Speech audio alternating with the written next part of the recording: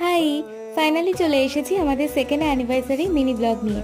দিনটা ছিল 24 জানুয়ারি। সারাদিনই মোটামুটি বৃষ্টি হয়েছিল আর রাতে পড়েছিল খুবই ঠান্ডা। তাই দুজনের জন্য দুটো সোয়েটার, সক্স বার করে সামান্য মেকআপ করে রেডি হয়ে বাইকে করে চলে গেছিলাম ডিনারে নবদ্বীপের রাঙামাটি রেস্টুরেন্টে। আর আমাদের দুজনকে ম্যাচিং জামাকাপড় পরে কেমন লাগছিল তোমরা কিন্তু জানিও। আর এই এক টুকরো কেকটা কোথা থেকে এলো সেটা জানতে হলে তোমাদের কিন্তু ফুল ব্লগটা দেখে নিতে হবে, যেটা আমার নামের নিচের লিঙ্কে প্রেস করে সরাসরি তোমরা পেয়ে যাবে।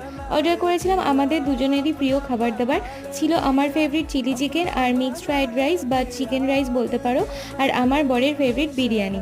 তো চিকেন রাইস আর চিলি চিকেন খেয়ে তো পুরো মজাই এসে গেছিলো, কারণ দুটোই খুব টেস্টি ছিল। আর এই হলো সকলের প্রিয় বিরিয়ানির আলু, তবে বিরিয়ানির টেস্টটা মোটামুটি ছিল।